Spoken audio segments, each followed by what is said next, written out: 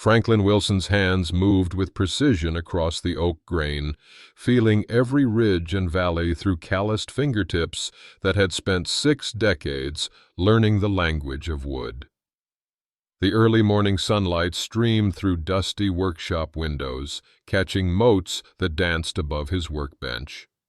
The rich scent of coffee mingled with lemon oil and fresh sawdust as he completed the final dovetail joint on a custom cabinet for the Hendersons' anniversary.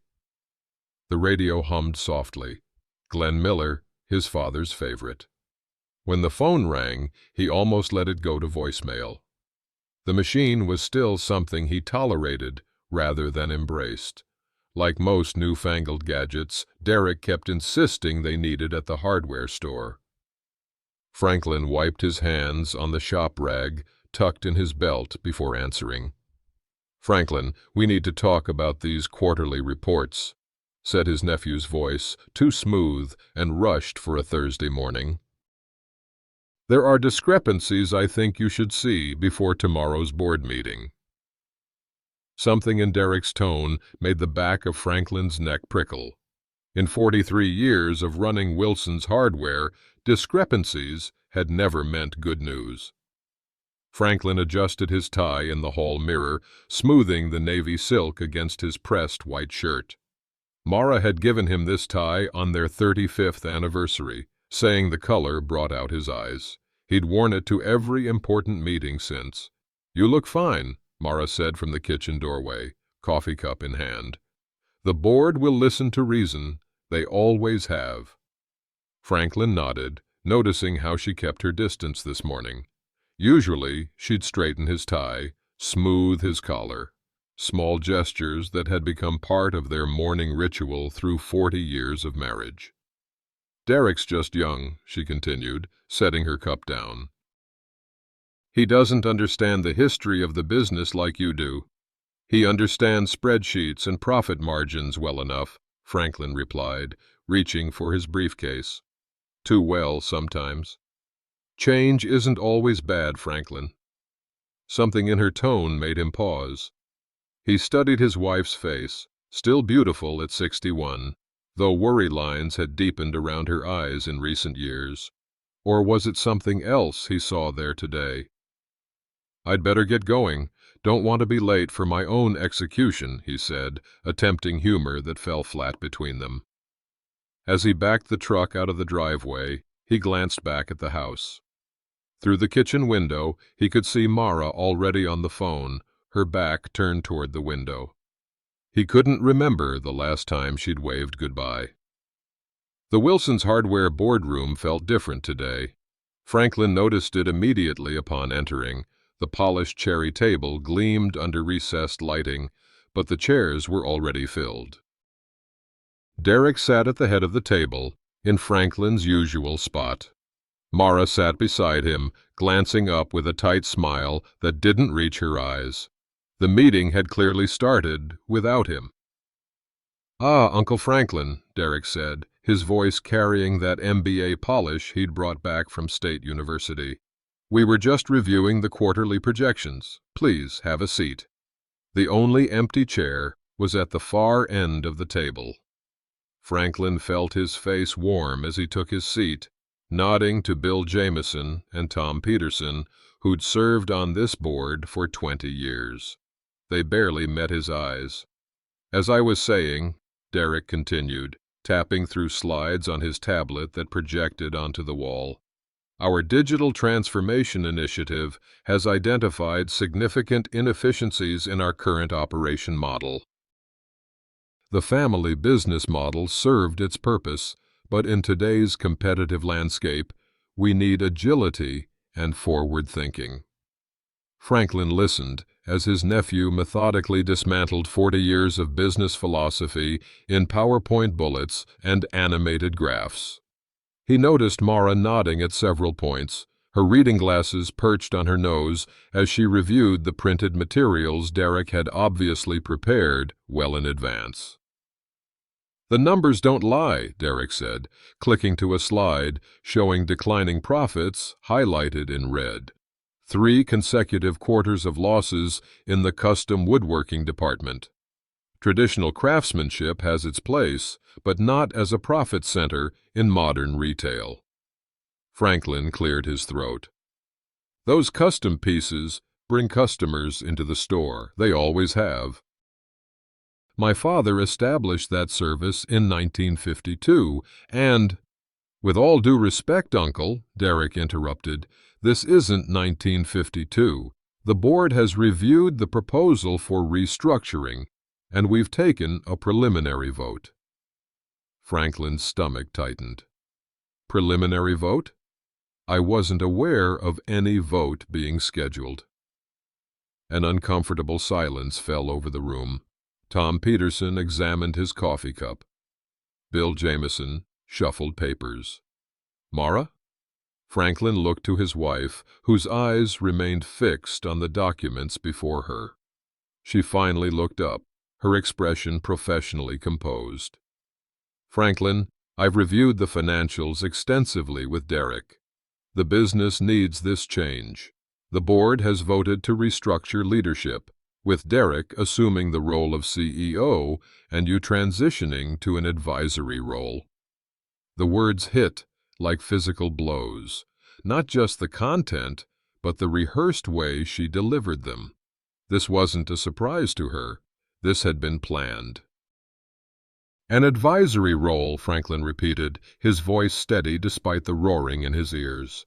In the business my grandfather started, that my father saved during the recession, that I've run for 43 years.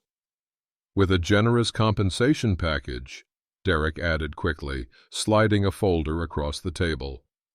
Your contributions have been invaluable, Uncle Franklin, but it's time to look toward the future. Franklin didn't touch the folder. Instead, he looked around the table at the faces of men he'd considered friends and colleagues.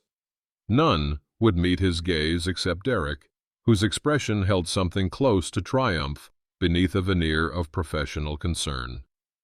I see. Franklin stood slowly, buttoning his suit jacket. If you'll excuse me, I'll need some time to consider this transition. He walked out with his back straight, feeling their eyes on him, but refusing to hurry his steps. The hallway to his office for now at least, seemed longer than it had that morning. Martha, his secretary of 30 years, looked up as he passed. The concern in her eyes told him she already knew. News traveled fast in small companies. Inside his office, Franklin closed the door and stood perfectly still. The family photos on the credenza, the worn leather chair his father had used, the view of Main Street, all of it suddenly felt temporary, borrowed. He reached for his handkerchief, a pressed white square in his breast pocket. With deliberate precision, he unfolded it, refolded it into perfect quarters, and returned it to his pocket. His father had taught him that a man's handkerchief should be as orderly as his thoughts. Right now, it was the only thing he could control. A soft knock came at the door. Martha entered without waiting for a response, her eyes red-rimmed, but her posture as proper as always. Mr. Wilson, I've prepared a box for your personal items, she said, her voice steady despite the emotion in her eyes. Whenever you're ready. Franklin nodded, watching as she placed a cardboard box on his desk, on what had been his desk for 4 decades. Thank you, Martha. She hesitated by the door. You're not done yet, are you, Mr. Wilson? Franklin smoothed his tie and straightened his shoulders. Not by a long shot. The following afternoon, Franklin stood in the showroom of Wilson's Hardware, watching as Derek addressed the assembled employees. The fluorescent lights seemed harsher than he remembered, casting unflattering shadows across faces he'd known for years, some for decades. And so we thank Franklin for his years of dedicated service, Derek was saying, his hand resting casually on the checkout counter where Franklin's father had once tallied purchases with a pencil and paper. His guidance has brought us to this point, and now we look toward the future with excitement and optimism." A smattering of uncertain applause followed. Franklin held the cardboard box containing his personal effects, his father's fountain pen, a few family photos, the wooden ruler his grandfather had used to measure cuts for the original store shelving. He nodded acknowledgement to the employees, some of whom looked genuinely distressed, others carefully neutral. "I appreciate the kind words," Franklin said, his voice steady. "Wilson's Hardware has been my life's work. I trust you'll all continue to serve our community with the same dedication and integrity we've maintained for 3 generations." Derek stepped forward with an outstretched hand, offering the ceremonial transfer of keys. Franklin accepted them, then returned all but his personal house key to Derek's palm, feeling the weight of them leave his hand like small anchors being cut. "The inventory lists and vendor contracts are updated and filed where they've always been," Franklin said. "Martha knows the system." Derek's smile never wavered. "I'm sure we'll manage. Technology makes these transitions much smoother nowadays." As the small ceremony concluded, employees drifted back to their stations. Franklin noticed Jamie, who'd started as a stock boy 15 years ago, watching from the paint counter with an unreadable expression. Mara stood near the exit, checking her watch. "I need to get going. I have that women's auxiliary meeting at 3. "On a Thursday?" Franklin asked, knowing full well the auxiliary always met on Tuesdays. "Special planning session," she replied without missing a beat. "I'll see you at home for dinner." Franklin watched her leave, the click of her heels against the tile floor oddly final. He was nearly to his truck when he heard footsteps behind him. James Taylor, the night security guard, hurried across the parking lot. "Mr. Wilson," he called, glancing back at the store before reaching Franklin. "Got a minute?" Franklin set his box in the truck bed. "What's on your mind, James?" "Just wanted to say I'm sorry about all this. Doesn't seem right after all you've done." James lowered his voice. "Been some strange comings and goings after hours lately. That nephew of yours working late most nights, bringing in people I've never seen before. Is that so?" Franklin leaned against his truck, suddenly very interested. "Yes, sir." "And?" James hesitated. "The service entrance camera's been on the fritz for about 2 weeks now. Derek said he'd get someone to fix it, but somehow it keeps slipping his mind." Franklin studied the older man's face. James had worked security at Wilson's for 12 years after retiring from the police force. His attention to detail had always been impeccable. "When's your shift tonight, James?" 10 to 6, same as always." Franklin nodded slowly. "I might have forgotten some personal items in my office, might need to retrieve them after hours." "Wouldn't be surprised," James replied evenly. "Service entrance door sometimes sticks unless you know just how to jiggle the handle. Between 10:30 and 11 would be a good time to try it." The hardware store felt different in darkness, familiar shapes transformed into looming shadows. Franklin moved through the back corridors with the confidence of someone who had walked these floors for decades. The service entrance had opened exactly as James had described, with a particular pressure applied just above the handle. The main office, Derek's office now, was unlocked. Franklin wasn't surprised. His nephew had always been careless about security, trusting too much in cameras and alarm systems. Franklin used his pen light, keeping the beam low and focused, avoiding windows where the light might be noticed from outside. He went straight to the filing cabinets, knowing exactly which drawers contained what records. Digital systems might be Derek's preference, but Franklin had insisted on maintaining paper backups of all important documents. "Systems crash, paper doesn't," he'd always said, a philosophy Derek had openly mocked. Now, Franklin methodically worked through the files, comparing figures from the printed quarterly reports with his own knowledge of the business. It took less than 20 minutes to spot the discrepancies: supplier invoices with inflated amounts, inventory write-offs that didn't match actual losses, service expenses for consulting work with vague descriptions. He photographed key documents with his phone, working quietly and efficiently.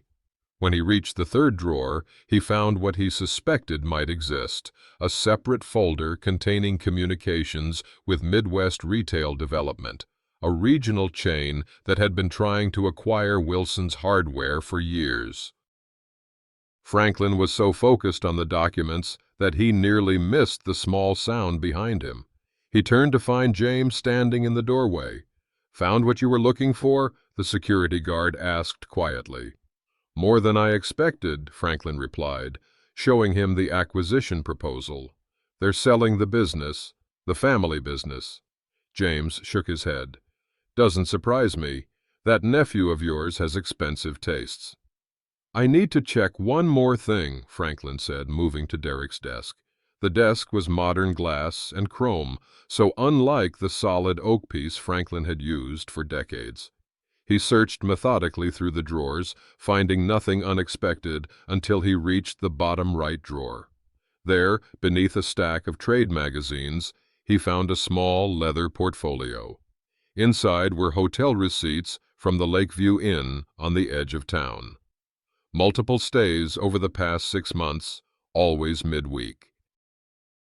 The name on the receipts was Derek Wilson, but the room charges showed meals and drinks for 2 people. Franklin might have thought nothing of it. Business dinners were common enough, except for the handwritten note tucked between 2 receipts. He recognized Mara's handwriting immediately. "Same time Wednesday. Don't call the house." The room seemed to tilt slightly as Franklin stared at the note, his mind refusing to make the obvious connection, even as his heart already knew the truth. He continued searching, his movements now driven by a cold, detached determination. In the back of the drawer, he found a USB drive labeled WH Transfer.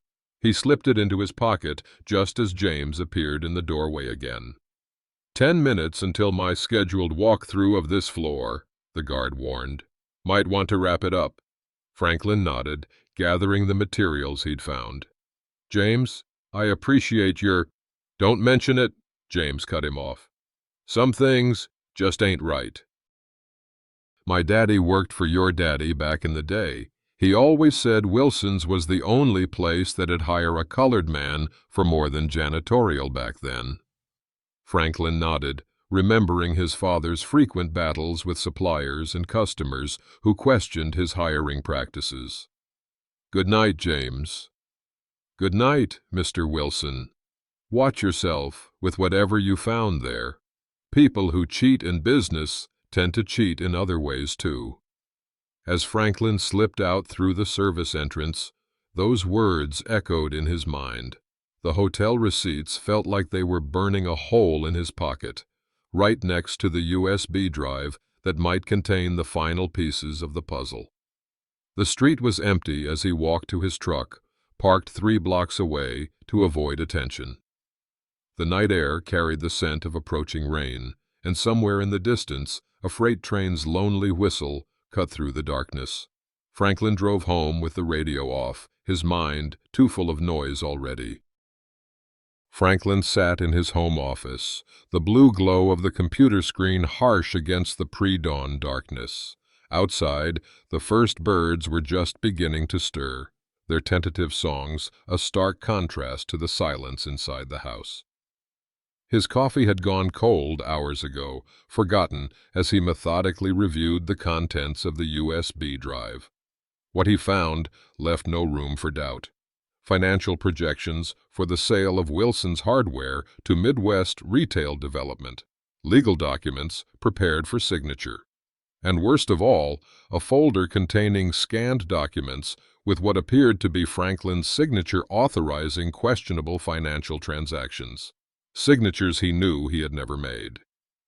Franklin zoomed in on one of the signatures. Close, very close, but the loop on the F was wrong. Someone had forged his name on documents that, if authentic, could potentially implicate him in financial fraud. The realization hit him with physical force. This wasn't just a business takeover or a family betrayal. This was potentially criminal. He printed key documents, arranged them in a folder, and closed the computer. The eastern sky was beginning to lighten, a thin band of gray pushing back the night.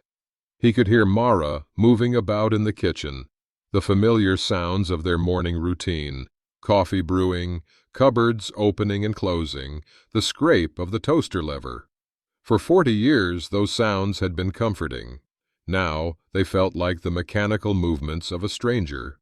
Franklin squared his shoulders and walked to the kitchen. Mara stood at the counter, her back to him, preparing her usual breakfast of toast and fruit. She wore a silk robe he'd given her last Christmas, her hair still tousled from sleep. "You were up all night," she said without turning. Not a question. "I was." Franklin placed the folder on the kitchen table. "We need to talk, Mara." She turned then, coffee mug in hand, her expression carefully neutral. "About?" "About these." He opened the folder, laying out the hotel receipts first. "And these." The forged documents followed. "And this." Finally, the note in her handwriting. Mara's face remained impressively composed as she scanned the evidence before her. Only the slight whitening of her knuckles on the coffee mug betrayed any reaction. "You went through Derek's office," she said finally. "That's your response. Not a denial, not an explanation, just an accusation that I went through his office. What do you want me to say, Franklin?" She set the mug down carefully. "Yes, Derek and I have been seeing each other. Yes, we've been planning changes for the business. Changes that needed to happen years ago if you hadn't been so stubborn." The words hit Franklin like physical blows, but he kept his face impassive. "How long? Does it matter?" "It does to me." Mara sighed, a sound of impatience rather than remorse. 2 years. But if you're asking how long I've been unhappy, the answer is much longer." 2 years, Franklin repeated. "And the business sale, the forged documents." "The business needs to be sold. You'd never consider it while you were in charge, so decisions had to be made." She crossed her arms. "As for the documents, that was Derek's doing, not mine. He said it was necessary to clean up some regulatory issues before the sale." "Clean up? You mean falsify records and forge my signature?" Franklin's voice remained steady, though he could feel a vein pulsing at his temple. "You do understand that's fraud, Mara. Criminal fraud. Don't be dramatic. It's business, Franklin, the kind you never had the stomach for." She looked at him with something like pity. "You've always been too concerned with your father's legacy, with how things have always been done. The world changed around you, but you never noticed." Franklin studied the woman before him, trying to reconcile this cold, calculating person with the young teacher he'd married 40 years ago, the woman who'd stood beside him at his father's funeral, who'd helped him expand the business in the 80s, who'd nursed him through pneumonia 10 winters ago. "Was any of it real?" he asked quietly.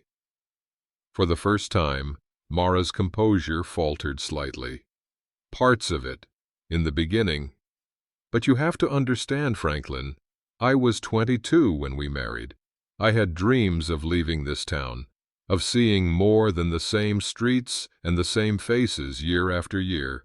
You promised we'd travel when the business was stable. But there was always another reason to stay, another project, another responsibility. So you found comfort with my nephew. I found someone who wants more than this." She gestured vaguely at the kitchen, the house, the life they'd built. "Derek has ambition. plans. A future that doesn't smell like sawdust and wood stain.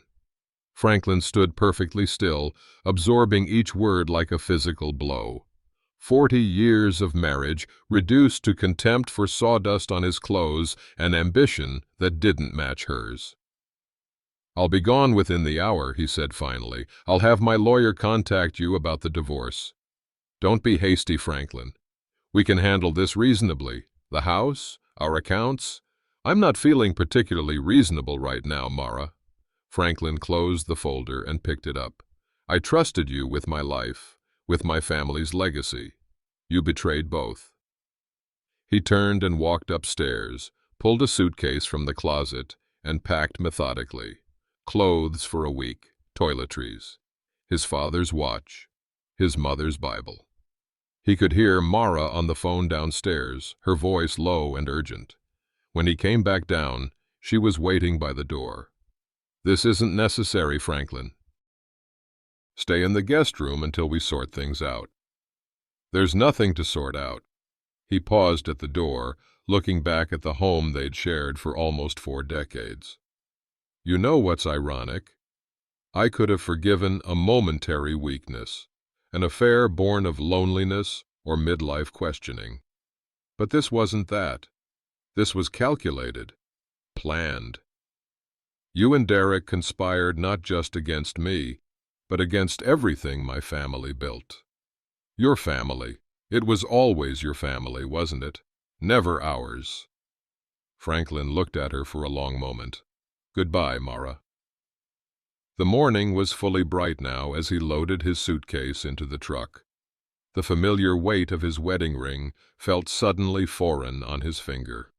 He removed it, placed it on the dashboard, and drove away from the only home he'd known as a married man. The Wayside Motel sat on the edge of town, its faded sign and cracked parking lot speaking to better days long past. Franklin's room was clean but Spartan. A bed, a laminate dresser, a small table with 2 chairs, and a TV he hadn't turned on. He sat in one of the chairs, staring at the documents spread before him. Outside, evening had fallen, and rain tapped against the window with increasing intensity. He'd spent the day making calls, to his banker, to a lawyer, to the county records office. The picture that emerged was worse than he'd initially thought. Derek had been systematically preparing the business for sale for months, manipulating accounts, creating paper trails that implicated Franklin in questionable practices while keeping himself clean. As for Mara, she'd withdrawn significant amounts from their joint accounts over the past year, preparing for her exit, no doubt. Franklin leaned back in the chair, suddenly aware of the profound silence of the room. For the first time in 40 years, he was truly alone. No business to run, no wife waiting at home, no clear path forward. He found himself absently turning the radio dial on the bedside clock, a habit when his thoughts became too loud.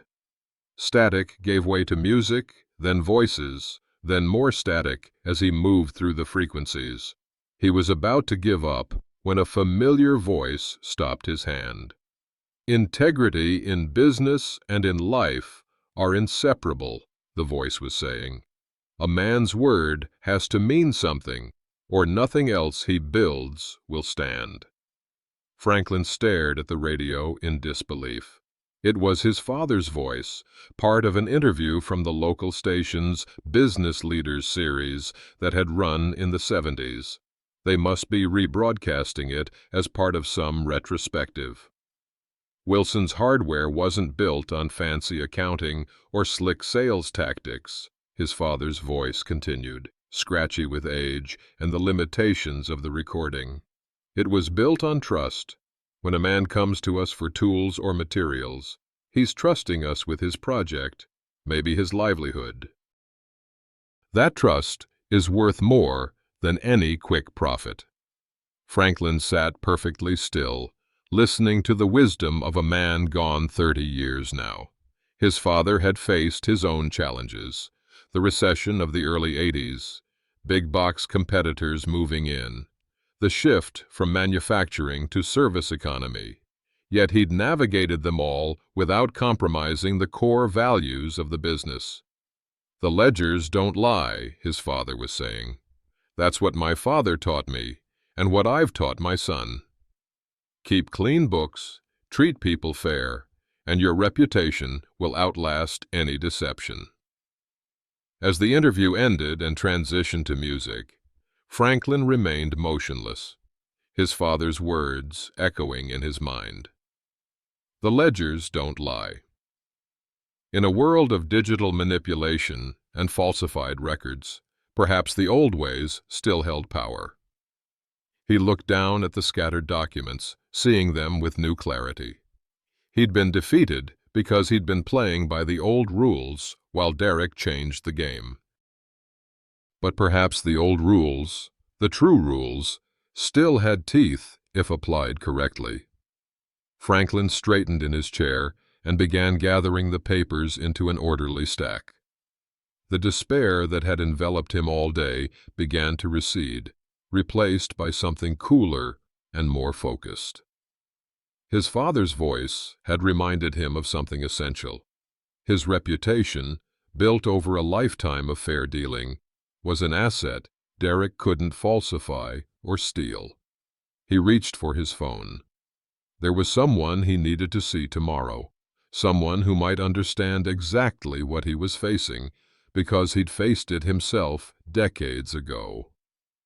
The Pine Hills retirement community stood on the north side of town, its red brick buildings and manicured gardens giving it the appearance of a small college campus rather than a home for the elderly. Franklin sat in his truck, watching residents move along the walking paths or sit on benches enjoying the morning sunshine. His hand rested on a folder of documents on the passenger seat, but he made no move to take it with him. What was he doing here? Cal Turner was 82 now, long retired from the banking business. They weren't close friends, merely acquaintances with mutual respect. But Cal was the only person Franklin could think of who might truly understand his situation, who might have wisdom to offer beyond platitudes or legal strategies. Finally, Franklin got out of the truck and approached the main entrance, nodding to a white-haired woman tending roses near the path. "Morning," she said cheerfully. "Visiting someone?" "Cal Turner, if he's receiving visitors." "Oh, Cal's always up for company. Building C, apartment 307. Tell him Doris says the chess rematch is still on for Thursday." The lobby was bright and welcoming, with none of the institutional feel Franklin had dreaded.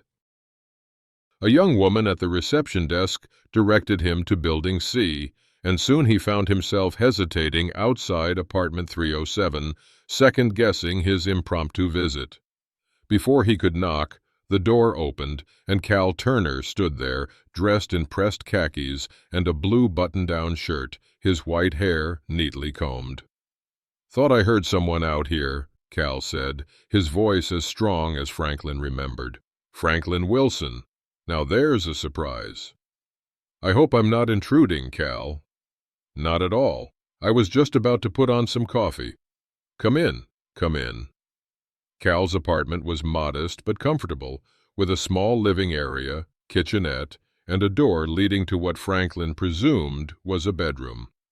What caught his eye, however, was the workshop setup in one corner, a small workbench with precisely arranged tools, a vise, and what appeared to be a clock mechanism in various stages of repair. "Still keeping your hands busy, I see," Franklin remarked. "Keeps my mind sharp, too," Cal replied, measuring coffee grounds into a filter. "Clocks are good company. They don't talk back, but they've got plenty to say if you listen." He gestured toward an armchair. "Have a seat.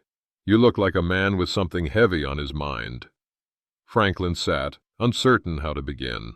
Cal finished preparing the coffee and joined him, lowering himself carefully into the opposite chair.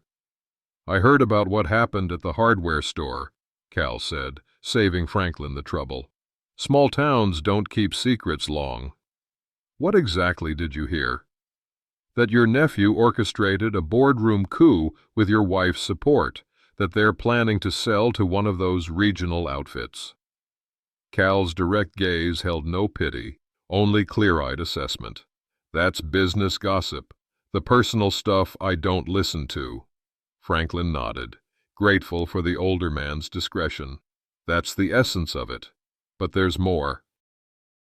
Derek's been falsifying records, forging my signature on documents, setting me up to take the fall if any regulatory issues arise from the sale." Cal was silent for a moment, then rose to pour the coffee. He returned with 2 mugs, handing one to Franklin. "Cream or sugar?" "Black is fine." Cal settled back in his chair. "You know, this reminds me of something that happened back in '79. I was president of First National then. My executive VP was a young hotshot named Randall Price, Harvard MBA, full of big ideas about how banking needed to evolve." Franklin sipped his coffee, sensing there was more to this story. Randall started making changes, small ones at first, then bigger ones. New loan approval processes that bypassed traditional oversight, special accounts for preferred customers. Cal shook his head. "I didn't see it clearly until it was almost too late." He'd created a separate set of books, was approving loans that should never have been approved, and taking kickbacks on the side. "What did you do?"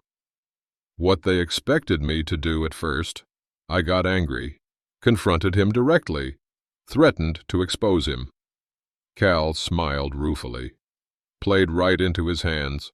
By the time I realized he'd anticipated my reaction, he'd already turned the board against me. Made me look like an out-of-touch old man, resistant to necessary change." The parallels to Franklin's situation were unmistakable. "How did you handle it?" "Not well at first," Cal admitted. "I nearly resigned. Spent a week holed up at my cabin on the lake, feeling sorry for myself." He leaned forward slightly. "But then I remembered something important. Banking isn't about fancy systems or complex financial instruments. It's about trust, and trust leaves paper trails." Cal rose and went to a bookshelf, retrieving a small photo album.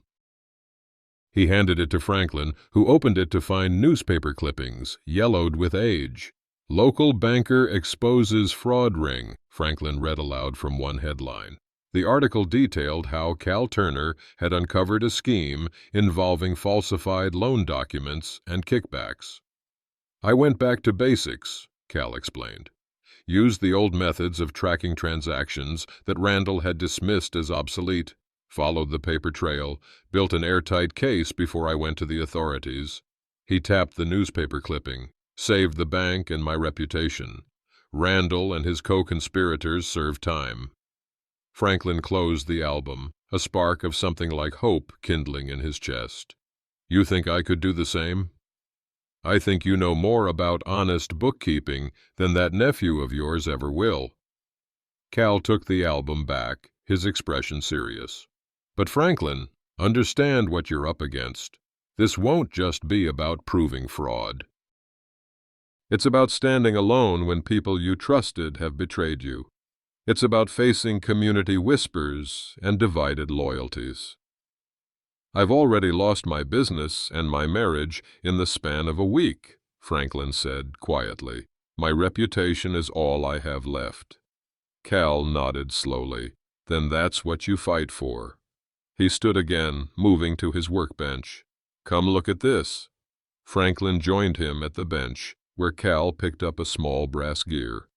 "See how the teeth are worn here. If I try to force this gear to work as is, it'll damage the entire mechanism. I have to either repair it precisely or replace it with one that matches the original specifications exactly." He set the gear down carefully. "Business problems are mechanical problems at heart. Find the worn gear, the broken spring, and fix it according to the original design. Franklin understood the metaphor. Go back to the fundamentals. Exactly. The ledgers don't lie, as they say. Cal fixed him with a penetrating look. Do you still have the original business records? The paper ones? Some are at the store, but I kept duplicates of the important ones. Tax records, major purchases, property deeds. They're in storage. That's where I'd start. Modern digital records can be manipulated, but paper has a way of preserving truth. Cal returned to his chair, moving with the careful precision of age. Your father ran an honest business, Franklin. So did you.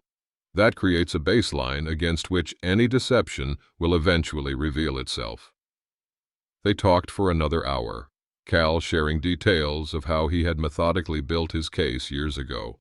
As Franklin prepared to leave, he felt something he hadn't expected to find here, a renewed sense of purpose. Thank you, Cal. This has been more helpful than you know. Cal walked him to the door. One more thing, Franklin. When I was facing my crisis, I made a mistake that nearly cost me everything. What was that? I let pride keep me from asking for help. The older man's eyes were kind but direct. You're not the only one who's been wronged by what's happening. Former employees, loyal customers, community members who valued what Wilson's Hardware stood for. They're stakeholders too. Don't forget them. Franklin nodded, absorbing the wisdom. I won't.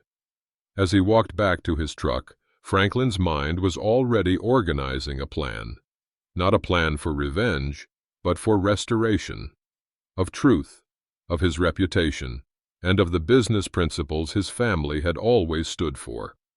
The storage unit smelled of dust and forgotten things.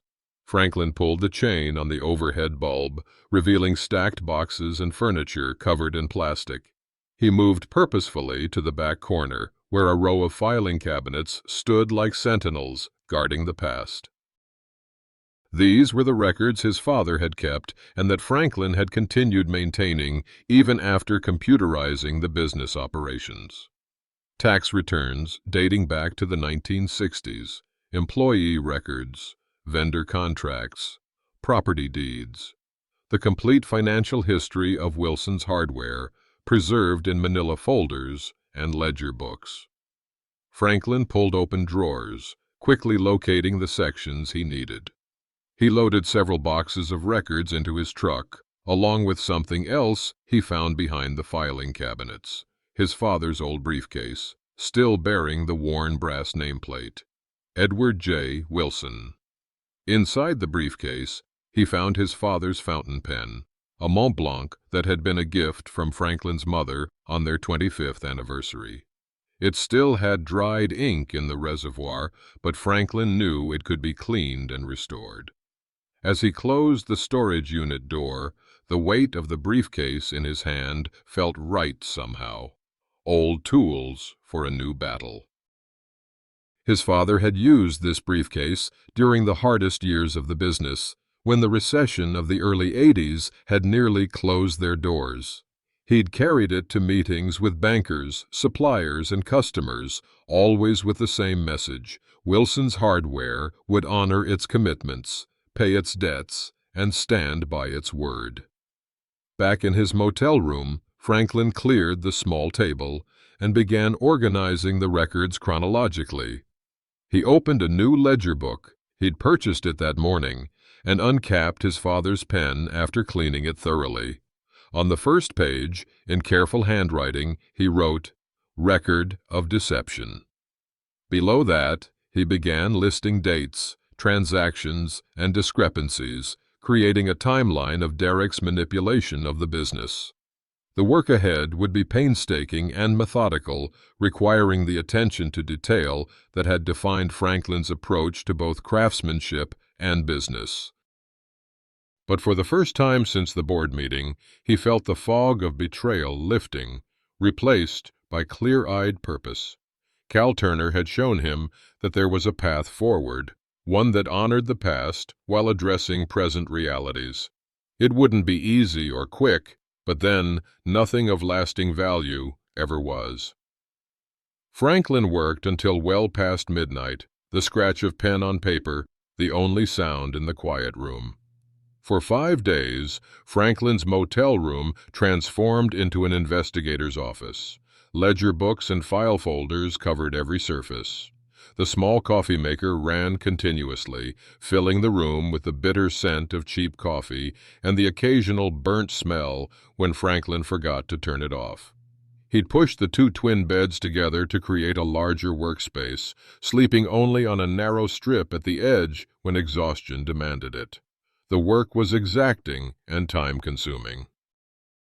Franklin meticulously compared paper records against the digital reports he'd copied from Derek's computer, tracing discrepancies back to their sources. The pattern that emerged confirmed his suspicions.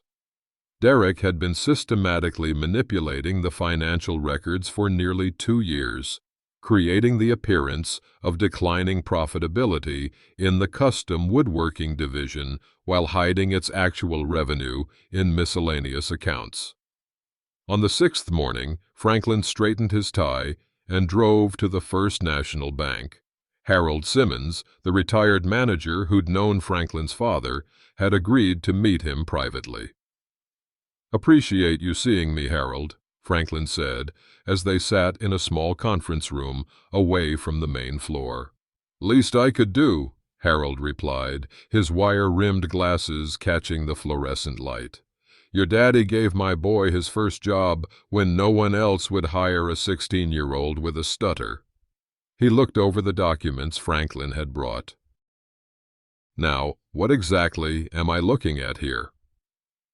For the next hour, Franklin walked Harold through his findings, showing how transactions had been reclassified, how inventory had been artificially devalued, how custom work payments had been delayed to move them into different quarters. Harold listened carefully, occasionally asking questions or requesting clarification. When Franklin finished, the retired banker removed his glasses and pinched the bridge of his nose. "This is textbook fraud, Franklin, not just creative accounting or aggressive business tactics. This crosses lines." He replaced his glasses and looked directly at Franklin. "What do you plan to do with this information?" "I'm building a case to present to the board and potentially to the County Business Ethics Committee." Harold nodded slowly. "You'll need more than just the paper trail. You'll need corroborating testimony, people with first-hand knowledge of these transactions." "I'm working on that next," Franklin said. "Yeah, let me make some calls," Harold offered. "There are a few people still at the bank who process some of these transactions. They might have noticed irregularities themselves." "I'd appreciate that," Franklin said, gathering his documents. "And Harold, this stays between us for now. Don't need to tell me twice. Banking may have changed, but confidentiality never goes out of style." As Franklin left the bank, he felt a sense of momentum building. The solitary investigation was becoming something larger, a coalition of sorts. Cal Turner had been right about not trying to fight this battle alone. The Bluebird Diner had been a fixture in town since the 1950s, its blue neon sign and chrome-trimmed windows unchanged by time or fashion. Franklin slid into a booth near the back, nodding to several familiar faces as he passed. Word of his retirement had clearly spread. He could feel curious eyes on him, measuring his appearance for signs of defeat or bitterness. Betty, who'd been waiting tables at the Bluebird for as long as Franklin could remember, approached with a coffee pot. "Regular, black, no fuss," she said, pouring without asking, "just the way you like it." "Thanks, Betty. How's business?" "Same as always. People need to eat no matter what else changes." She lowered her voice slightly. "Heard about what happened at the store. Damn shame, if you ask me. Your daddy would be turning in his grave." Franklin offered a small smile. "Just a change of management. Happens every day in business." "Not like that, it doesn't." Betty straightened as another customer entered the diner. "Your usual breakfast?" "Please." As Betty walked away, Tom Peterson, one of the board members who had voted against Franklin, entered the diner. He hesitated when he saw Franklin, then approached the booth. "Morning, Franklin," he said, his discomfort evident in his rigid posture. "Tom." Franklin gestured to the seat across from him. "Join me?" Tom sat reluctantly. "I suppose you're not too happy with me right now." "I'm curious more than anything," Franklin replied, keeping his voice level. "We've known each other 30 years, Tom. You were at my father's funeral. You came to my house for Christmas dinner last year. What convinced you that Derek's plan was best for the business?" Tom fidgeted with a napkin. "The numbers made sense, Franklin. The projections for growth under the new model, the digital transformation strategy." He trailed off, then sighed. "And I suppose I didn't examine things as closely as I should have. Derek can be very persuasive." "That he can," Franklin agreed. "Did he happen to mention that the plan includes selling Wilson's hardware to Midwest retail within 6 months? Tom's head snapped up. "What? No, that wasn't part of the presentation." He talked about expansion, modernization, but not selling to a chain that will likely close the location within 2 years once they've absorbed our customer base? "No." Tom's face had paled slightly. "Franklin, if that's true, I have the documentation," Franklin said quietly, "along with evidence of financial irregularities that should concern any board member with fiduciary responsibility." Betty returned with Franklin's breakfast, eggs, bacon, and toast, setting the plate down with practiced efficiency. "Coffee refill, Tom?" "Please," Tom said absently, his mind clearly on Franklin's revelation. As Betty poured, the bell above the diner door jingled. Franklin glanced up to see Sarah Jenkins enter. She'd been the store's bookkeeper for 15 years before Derek had replaced her with a younger accountant from the city. "Mr. Wilson," she said, spotting him immediately. "I was hoping to find you here." "Sarah? Join us?" Franklin gestured to the booth. She slid in beside Tom, nodding a greeting to him. "I heard from Harold Simmons that you're looking into some discrepancies at the store." "Word travels fast," Franklin observed. "Small towns," Sarah replied with a shrug. "I thought you should know. I didn't quit last year. I was pushed out because I asked too many questions about the new accounting methods." Tom looked increasingly uncomfortable. "What kind of questions?" "About why we were suddenly reclassifying custom work revenue. About why inventory valuations were being changed without physical verification. About why certain vendor payments were being routed through new accounts." Sarah's voice was matter-of-fact, but Franklin could hear the underlying hurt. "I was told my concerns were noted, then found myself training my replacement a week later." The conversation continued as other regulars stopped by Franklin's booth. Jim Davis, who'd supplied lumber to Wilson's for decades.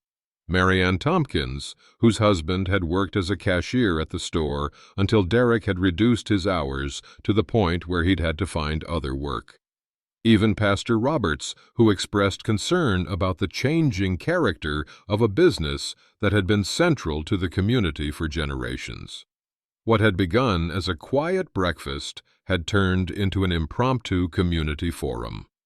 Franklin mostly listened, asking occasional questions, but letting people share their observations and concerns. By the time he'd finished his now cold eggs, it was clear that Derek's changes had affected far more people than just Franklin himself. As the informal gathering began to disperse, Tom lingered at the booth. "I made a mistake, Franklin," he said quietly. "Several of us did, I think. Is there anything we can do to make it right?" Franklin considered his response carefully. "There's a town meeting next Thursday about the business development plan for Main Street. I think it would be valuable to have a full and transparent discussion about what's happening with Wilson's hardware as part of that conversation. Tom nodded slowly. I'll be there, and I'll talk to Bill and the others. As Franklin paid his bill, Betty handed him a section of the local newspaper. Thought you might want to see this, she said, pointing to a small announcement. Town meeting, future of Main Street Business District, Franklin read aloud. Thursday, 7 p.m., Town Hall. Whole town's talking about it, Betty said, especially since that nephew of yours has been meeting with the mayor about redevelopment opportunities. Franklin folded the newspaper and tucked it under his arm. Thanks, Betty. For everything. Just remember us little folks when you're back on top, she replied with a wink. As Franklin pushed open the diner door, the bell jingling cheerfully above him, he nearly collided with Derek coming in. His nephew looked momentarily startled, then recovered with a practiced smile. Uncle Franklin, I didn't expect to see you here. Just having breakfast, Franklin replied evenly. It's good to catch up with old friends. Derek's eyes narrowed slightly as he glanced past Franklin to the booth where Tom Peterson was still sitting, now joined by Bill Jameson, another board member. Social calls, is that what you're up to? Derek's tone remained pleasant, but there was an edge to it now. I would have thought you'd be enjoying your retirement, maybe traveling with Aunt Mara. The mention of Mara was deliberately provocative.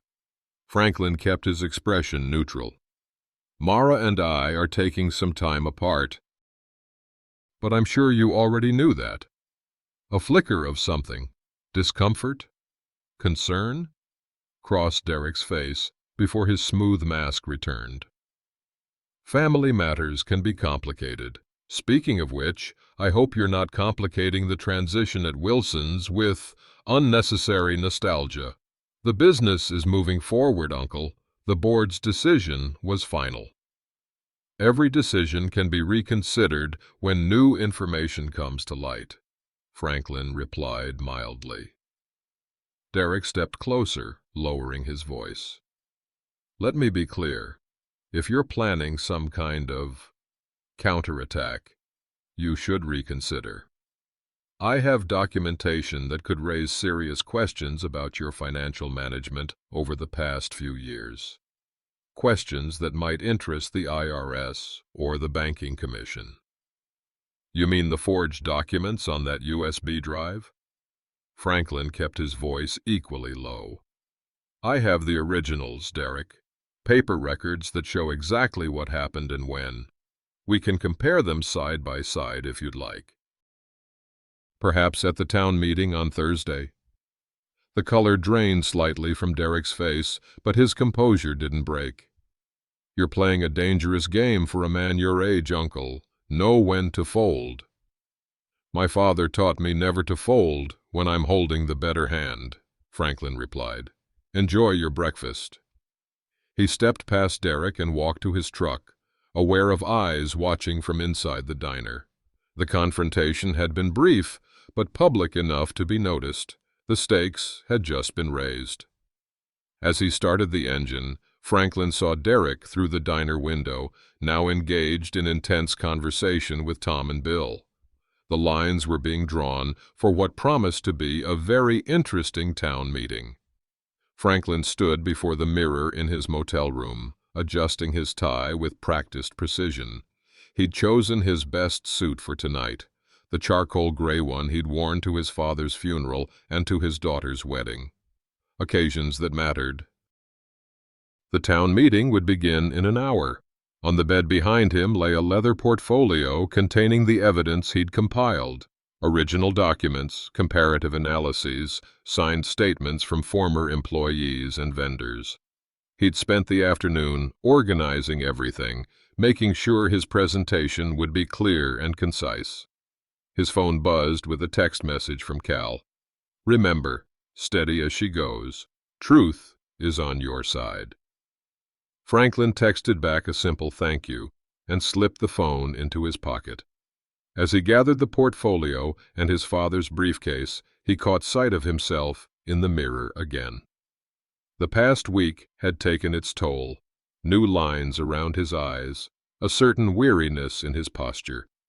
But there was something else there, too, a clarity of purpose he hadn't felt in years. Whatever happened tonight, he would face it with the dignity and integrity that had defined Wilson's Hardware for 3 generations. The town hall parking lot was fuller than Franklin had expected. He recognized vehicles belonging to current and former employees, longtime customers, and various business owners from Main Street. Word had clearly spread that tonight's meeting would address more than just general business development. Inside, the meeting room was already half filled, the wooden benches creaking as people shifted to make room for newcomers. Franklin nodded to familiar faces as he made his way toward the front rows, where presentations would be made. He spotted Cal Turner sitting near the center aisle, his white hair distinctive among the crowd. The older man gave him a subtle nod of encouragement. As Franklin took his seat, he became aware of whispered conversations around him, some falling silent as people noticed his presence. He kept his eyes forward, focusing on the raised platform where the town council would sit. The mahogany podium at the center bore the town seal, polished to a shine under the fluorescent lights. More people filed in. Franklin deliberately avoided looking back, not wanting to appear anxious about attendance or support. But he couldn't help noticing when Derek entered with Mara beside him, both dressed as if for a business presentation rather than a town meeting. They took seats on the opposite side of the room, Mara's eyes briefly meeting Franklin's before she looked away. Mayor Phillips entered from a side door with the 4 town council members, all taking their places at the raised table. The room quieted as the mayor adjusted the microphone. "Good evening, everyone. I see we have quite a turnout tonight, which speaks to the importance of Main Street to our community." His gaze swept the room, lingering briefly on Franklin and then Derek. Our agenda tonight includes several items related to business development, zoning considerations, and the proposed partnership with regional retail organizations. Franklin listened as the meeting progressed through preliminary matters, approval of minutes, budget updates, a brief discussion of street repairs near the town square. Finally, the mayor reached the main agenda item. Now, regarding the proposed business development plan for Main Street, we have several speakers tonight. First, Mr. Derek Wilson will present the Modernization Initiative for Wilson's Hardware and its potential impact on adjacent businesses. Derek approached the podium with confident strides, setting his tablet on the surface and connecting it to the projector. Within moments, a sleek PowerPoint presentation appeared on the screen behind him. "Good evening," he began, his voice carrying the polished inflection of someone who'd practiced public speaking. "I'm excited to share with you tonight a vision for the future of Wilson's Hardware, and by extension, our entire Main Street business corridor." Franklin watched as Derek outlined a plan that, on the surface, sounded promising. Modernized inventory systems, expanded online presence, partnerships with regional suppliers. What wasn't stated explicitly, but was carefully embedded in the language of strategic partnerships and operational synergies, was the eventual sale to Midwest Retail Development. "Change can be difficult," Derek was saying, his gaze moving deliberately to Franklin, "especially for those accustomed to how things have always been done. But adaptation is necessary for survival in today's business environment." As Derek concluded his presentation, polite applause followed. Franklin noticed that it came primarily from the front rows, where the Chamber of Commerce members sat, along with a few younger business owners. "Thank you, Mr. Wilson," the mayor said. Now, we also have Mr. Franklin Wilson, who has requested time to address some aspects of this development plan. Franklin rose and approached the podium, setting his father's briefcase and the portfolio on its surface. The room had grown quieter, the atmosphere charged with anticipation. "Good evening," Franklin began, his voice steady despite the flutter of nervousness in his stomach. "For those who don't know me, I'm Franklin Wilson. Until recently, I was the third-generation owner of Wilson's Hardware, a business my grandfather started in 1937. He paused, looking out at the faces before him. Some were friendly, others curious, a few, including Derek's, openly hostile. "I'm not here tonight to argue against progress or modernization. Any business must evolve to survive.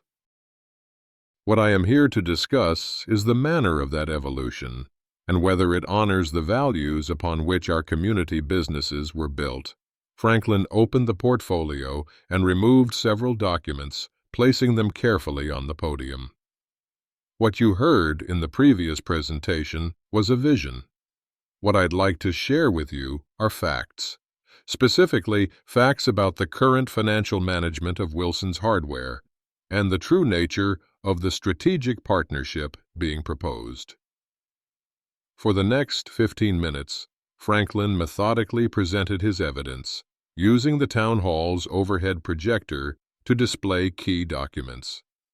He explained the discrepancies he'd found, the pattern of financial manipulation, and the hidden plans for selling to Midwest retail. His presentation was deliberate and unemotional, focusing on verifiable facts rather than personal grievances. "Based on my investigation, supported by statements from former employees and banking records," Franklin concluded, "I believe the board of Wilson's Hardware made their recent decisions based on incomplete and potentially fraudulent information." A murmur swept through the room.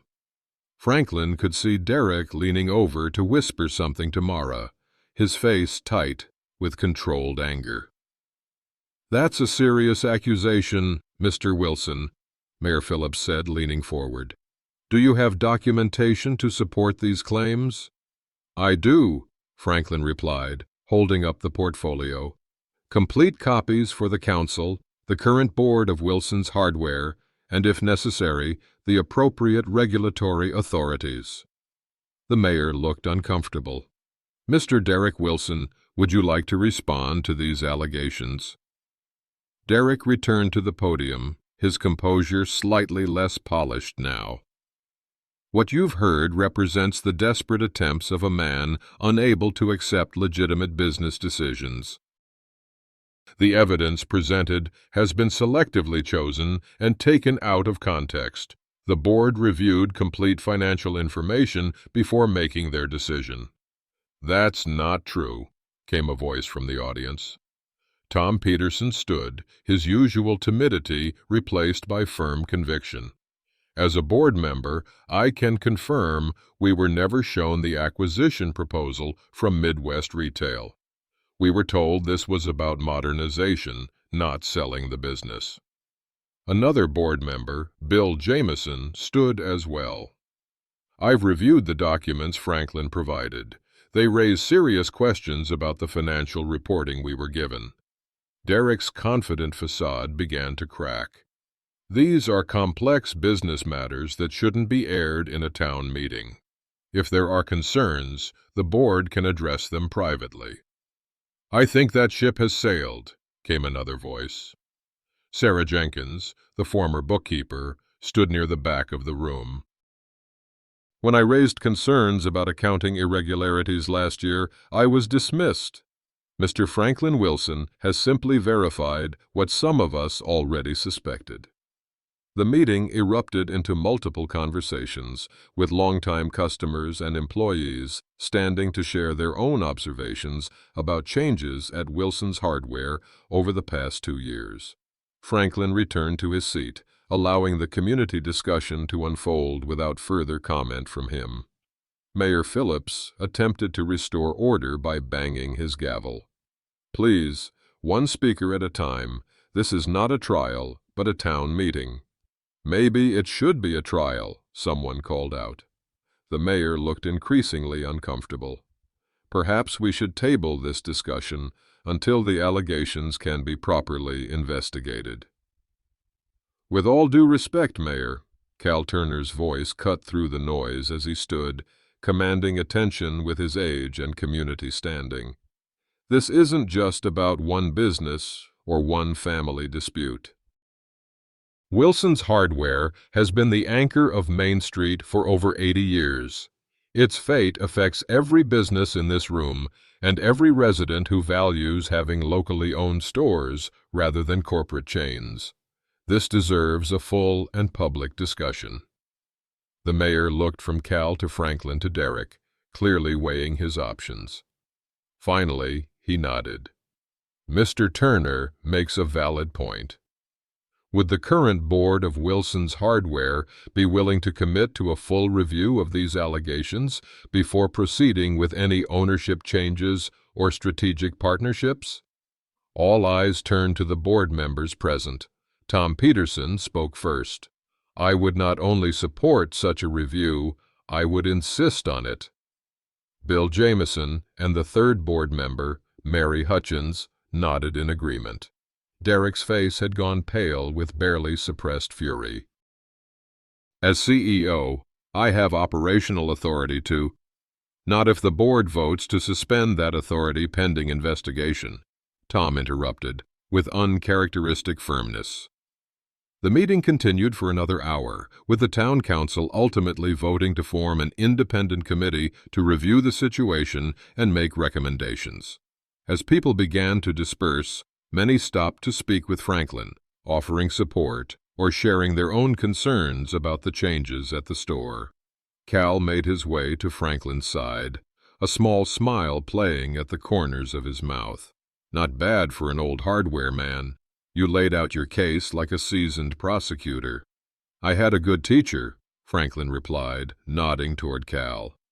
The battle's not won yet, Cal cautioned. Derek won't give up easily, and he still has allies. I know, but the truth is on the table now. People can make informed judgments. As Franklin gathered his materials, he noticed Derek watching him from across the room, his expression cold and calculating. Mara stood beside him, her face unreadable. For a moment, their eyes met, and Franklin thought he saw something flicker in her expression. Not remorse exactly, but perhaps recognition of what had been lost. Franklin nodded to them both, a simple acknowledgement without rancor, then turned and walked out into the cool evening air. The first round had gone better than he'd dared hope, but this was far from over. 1 week after the town meeting, Franklin sat in a small conference room at the First National Bank. Around the table were Tom Peterson, Bill Jameson, Mary Hutchins, and Harold Simmons, who had agreed to serve as financial advisor to the board's review committee. On the table between them lay stacks of documents, original ledgers, digital records, vendor statements, and the acquisition proposal from Midwest Retail. Let's summarize what we've confirmed so far, Harold said, adjusting his glasses. First, financial records were systematically manipulated over approximately 18 months to create the appearance of declining profitability in key departments. Tom nodded, tapping a spreadsheet. Particularly the custom woodworking division, which was actually performing above projections when properly accounted for. Second, Harold continued, the board was presented with incomplete information when voting on the leadership change. The acquisition proposal was never disclosed, despite being in advanced stages of negotiation. And third, Bill added, several signatures appear to have been forged on regulatory filings and vendor agreements, creating potential legal liability for the company and specifically for Franklin. Mary Hutchins, who had been the quietest member of the board during this process, finally spoke. The question is, what do we do now? Derek is still acting as CEO. He's already implemented staffing changes and inventory reductions that would facilitate a quick sale.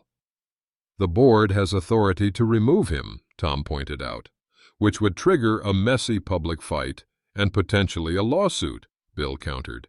Derek has made it clear he'll claim wrongful termination. Franklin had been listening quietly, allowing the board members to work through the implications themselves. Now, he opened his father's briefcase and removed a single document. "There may be another approach," he said, sliding the paper into the center of the table. "The original company bylaws, drafted by my grandfather, include a provision that's never been activated but remains valid.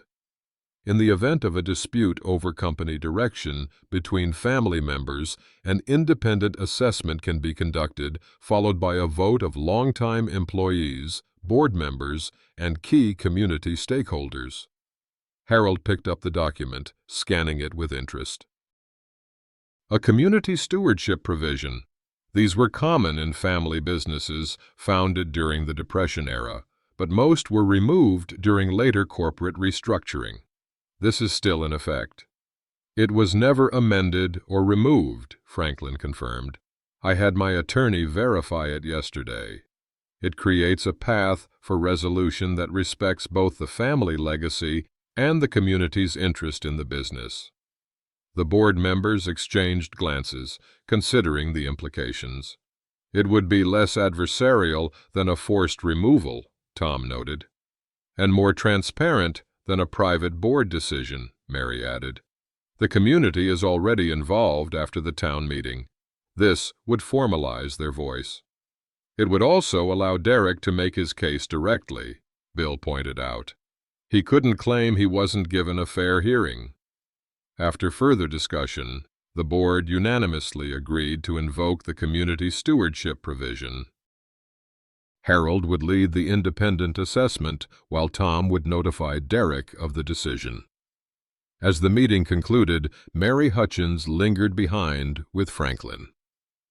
"I owe you an apology," she said quietly.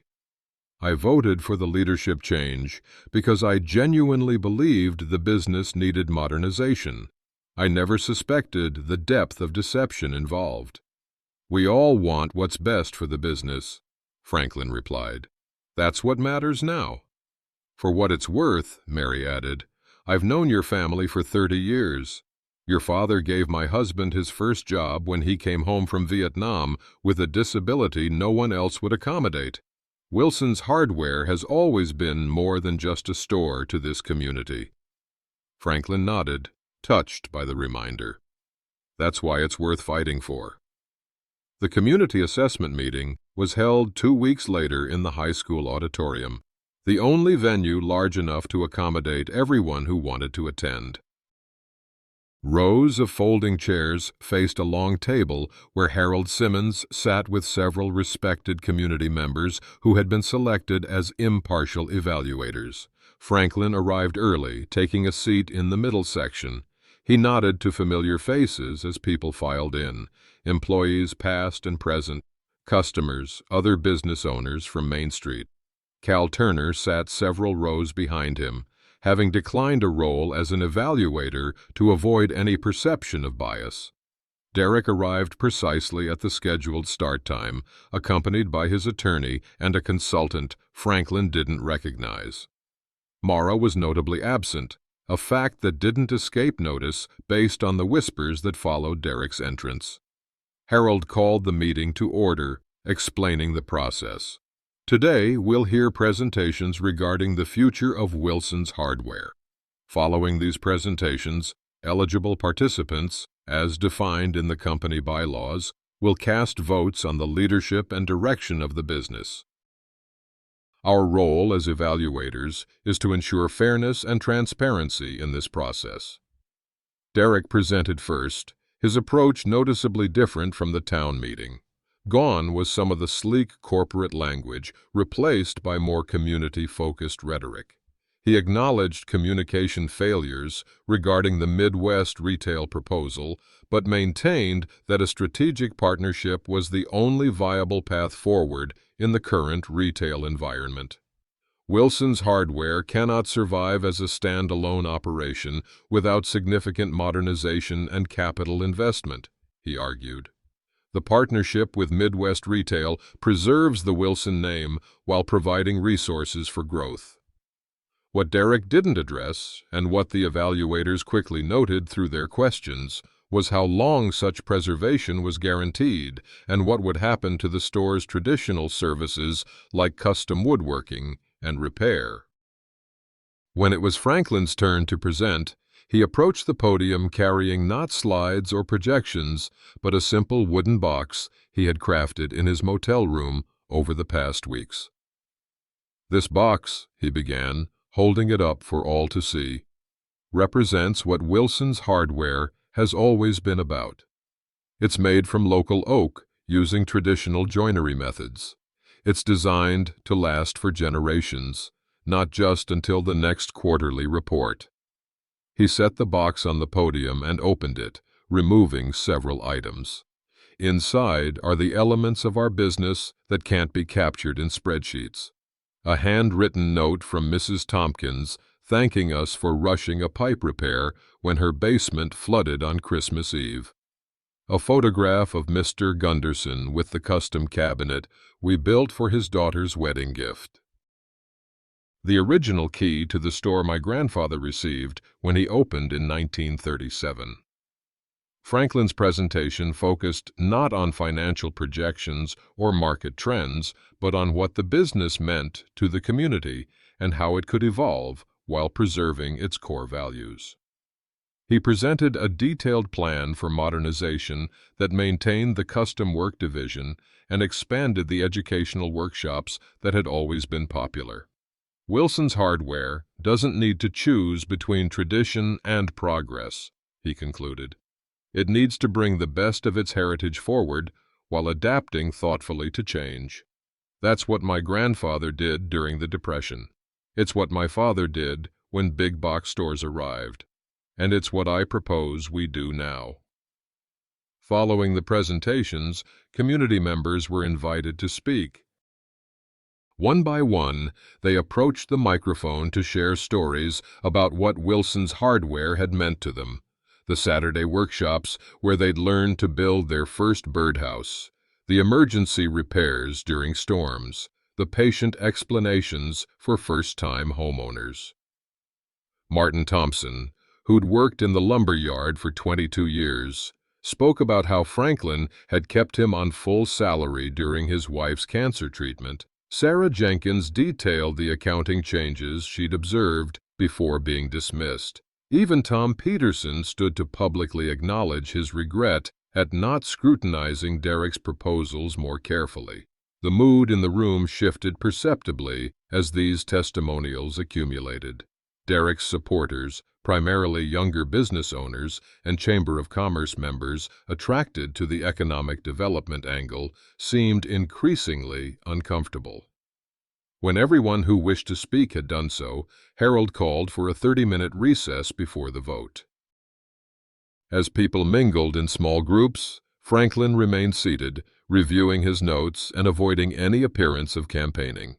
He was surprised when Derek approached, sitting in the empty chair beside him. "You've orchestrated quite a show," his nephew said quietly. "I didn't orchestrate anything," Franklin replied. "I just made sure people had all the facts." Derek was silent for a moment, studying the wooden box Franklin had brought.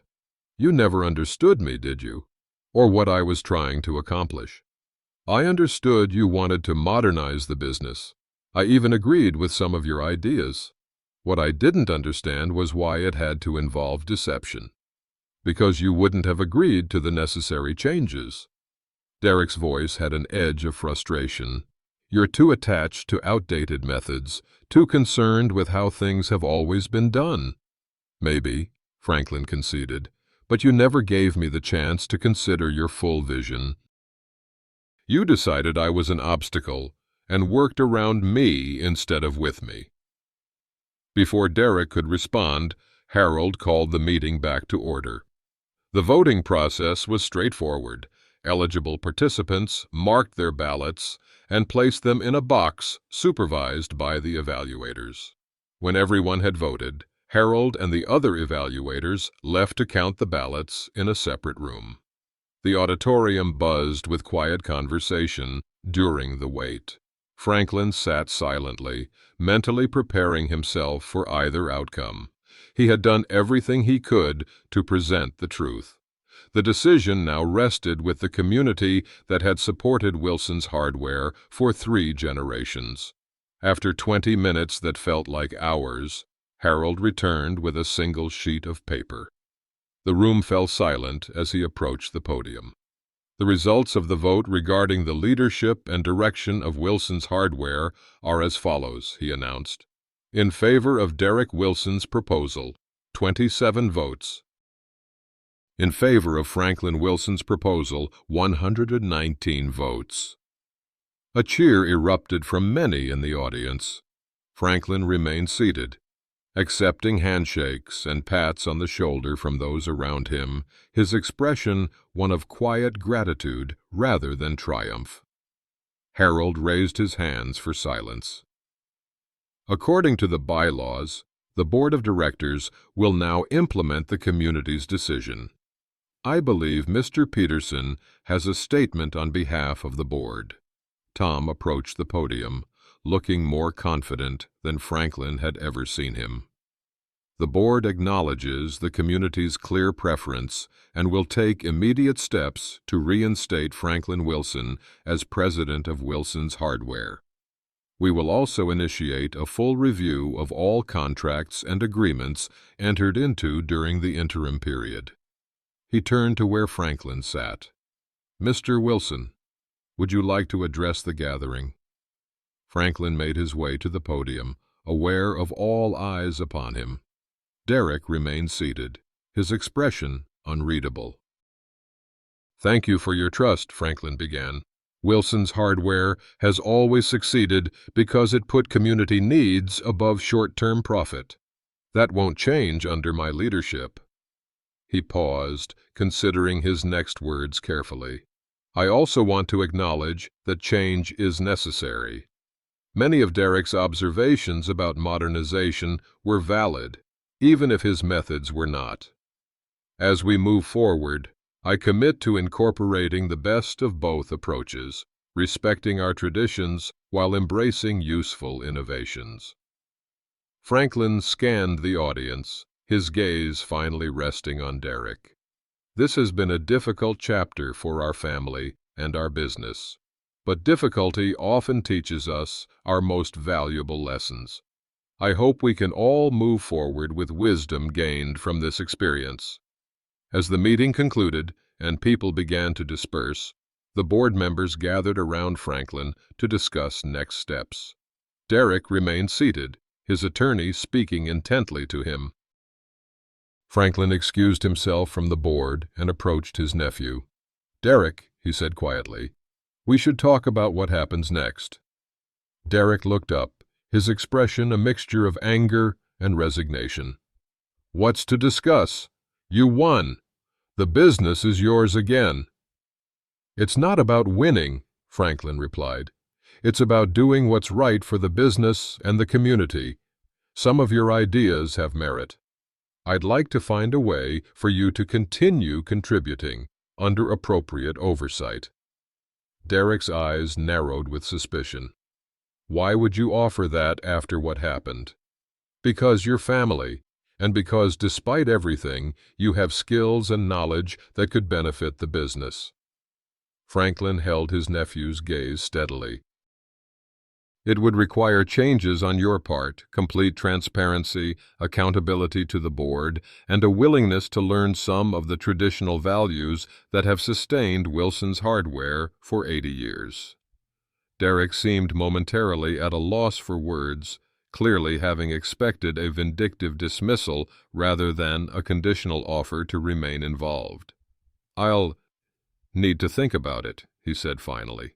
Take the time you need, Franklin replied. The door is open, but the terms aren't negotiable.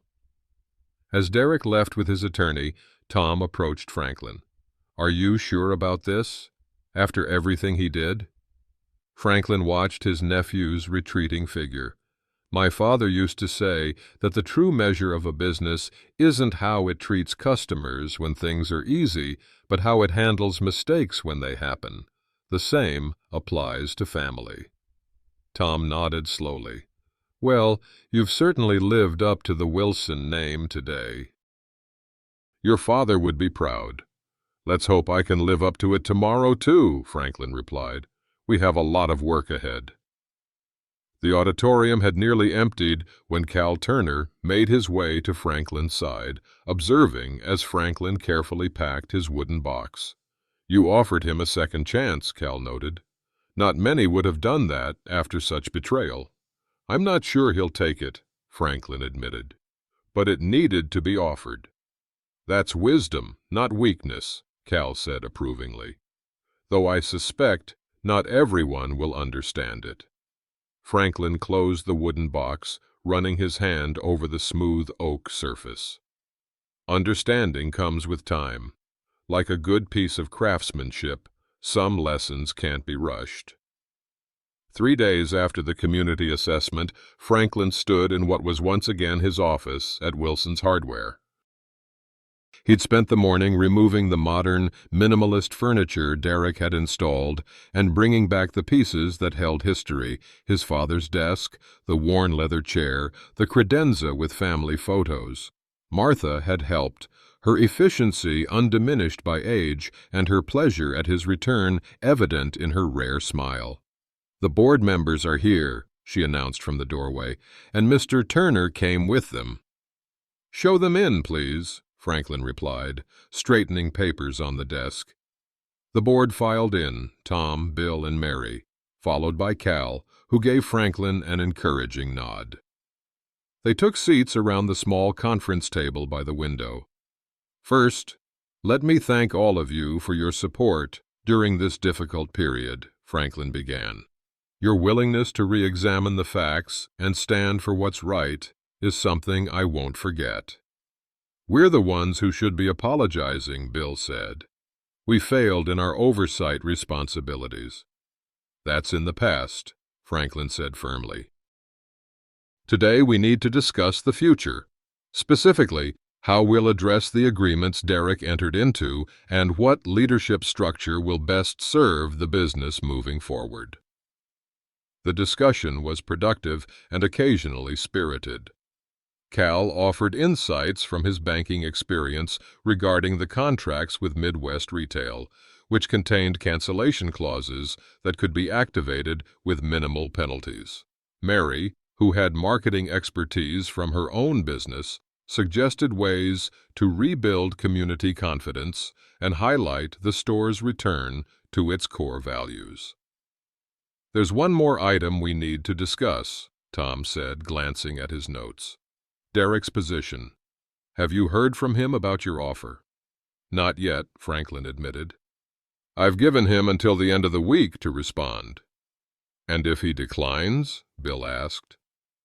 Then we'll hire someone else to manage the digital aspects of the business, Franklin replied. But I hope it doesn't come to that. A knock at the door interrupted their discussion. Martha entered, her expression tense. Derek is here, she said. He's asking to speak with the board. Franklin exchanged glances with the others, then nodded. Send him in. Derek entered alone, dressed more casually than Franklin had seen him in years. Khakis and a button-down shirt rather than his usual suit. He nodded a greeting to the board members, his eyes lingering briefly on Cal, whose presence he clearly hadn't expected. Thank you for seeing me, he began, remaining standing. I've come to a decision about Uncle Franklin's offer. We're listening, Tom said, when Derek paused. Derek took a deep breath. I'd like to accept the opportunity to continue working at Wilson's Hardware under the conditions outlined. I understand there will be a probationary period and increased oversight of my activities. The board members looked to Franklin, who studied his nephew thoughtfully. Derek's demeanor seemed different, less polished and confident, more genuinely uncertain. May I ask what led to this decision? Franklin asked.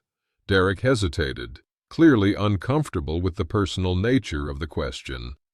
Several factors. Practical considerations, obviously, but also— He glanced at the others before continuing. I've had some difficult conversations over the past few days. With Mara, who's decided to move to Chicago. With my father, who made it clear he disapproved of my methods, if not my goals. And with myself, I suppose. He straightened his shoulders slightly. I still believe Wilson's hardware needs to evolve, but I recognize that my approach was flawed, destructive even. I'm asking for the chance to contribute in a more constructive way. Franklin considered his nephew's words carefully, looking for signs of the manipulation he'd seen before. What he saw instead was something unexpected, genuine discomfort, even vulnerability. The position would be Director of Digital Strategy, Franklin said, reporting directly to the board, not to me. All financial transactions would require dual approval for at least 6 months, and you would need to commit to learning the traditional aspects of the business that you've previously dismissed. I understand, Derek replied, and I accept those terms. Franklin glanced at the board members, who nodded their assent one by one. Then welcome back, Derek, Franklin said, rising and extending his hand across the desk. We'll draw up the formal agreement today. Derek seemed momentarily surprised by the lack of recrimination or gloating. He shook Franklin's hand firmly. Thank you for the opportunity. I'll work to earn back your trust. After Derek left to meet with Martha regarding paperwork, the board members exchanged thoughtful glances. Are you sure about this, Franklin? Mary asked. After everything he did? No, Franklin admitted with a small smile. But certainty rarely accompanies the most important decisions. Cal, who had remained silent during Derek's appearance, nodded approvingly. It takes more strength to offer reconciliation than retribution. Not everyone would have made the same choice. It's not entirely selfless, Franklin confessed. Derek does understand modern retail in ways I don't. If we can harness that knowledge while tempering his methods, the business will be stronger for it. They continued their meeting, finalizing plans for the transition. By the time they concluded, afternoon sunlight slanted through the office windows, casting long shadows across the worn hardwood floor. As the others filed out, Cal lingered behind. You've navigated these waters admirably, Franklin. Your father would be proud. I hope so, Franklin replied. There were moments when I wasn't sure I had the strength to see it through. That's precisely when strength matters most, Cal said. When we're not sure we have it, he gestured to the office, restored to its former character. What will you do now that you've reclaimed your place? Franklin considered the question. Continue the work, but with new perspective, and perhaps start planning for a more gradual transition someday, one that preserves what matters while allowing for necessary change. Cal nodded in understanding. A bridge rather than a wall. Wise approach. After Cal left, Franklin remained in the office as the store below continued its business. He could hear the familiar sounds, the bell above the door announcing customers, the low murmur of voices discussing projects, the occasional whine of the saw in the cutting area, sounds that had formed the soundtrack of his life. He opened his desk drawer and removed the white handkerchief he'd folded so precisely the day of the board meeting. He studied it for a moment, then placed it inside the wooden box he'd crafted during those uncertain weeks at the motel. The box represented something important, not just craftsmanship, but containment, a place to put the pain and betrayal so it wouldn't define the future. He closed the lid gently, then placed the box on a shelf behind his desk, visible but not prominent. That evening, After the store had closed, Franklin didn't immediately go back to the motel where he was still staying. Instead, he walked to his workshop behind the store, unlocking the door that hadn't been opened in weeks. The space welcomed him with familiar scents: lemon oil, wood shavings, the faint metallic tang of tools. He ran his hand along the workbench, remembering projects completed here over decades. His father had taught him in this very space, guiding his hands on tools until the movements became second nature. Franklin opened a drawer and removed a set of drafting tools. On a fresh sheet of paper, he began sketching a new project, a jewelry box with dovetail corners and a cherry inlay, something he could teach his grandson Michael to build, passing along not just technique, but patience, precision, and the satisfaction of creating something made to last. As he worked, the tension of recent weeks gradually eased from his shoulders. This was where he had always found peace, in the careful measurement, the precise cut, the grain of wood revealing its hidden beauty under skilled hands. The future would bring new challenges, certainly. Rebuilding trust with customers and employees, finding the right balance between tradition and innovation. Establishing a working relationship with Derek that served the business without ignoring past wounds. But tonight was for reconnection with the work itself, the simple, honest craft that had anchored his family for 3 generations. By the time Franklin put away his tools and locked the workshop, a crescent moon hung in the clear night sky. He stood for a moment in the quiet parking lot, looking at the storefront with its familiar sign. Wilson's Hardware, serving our community since 1937. For the first time in weeks, he felt not just vindication or relief, but genuine peace. He had fought for something worth preserving and found a way forward that honored the past while acknowledging the need for change. It wasn't a perfect resolution. Life rarely offered those. But it was honest and grounded in the values that had sustained Wilson's Hardware through depression, war, economic upheavals, and now family betrayal. As Franklin drove back to the motel, he found himself planning his return to the house he'd shared with Mara.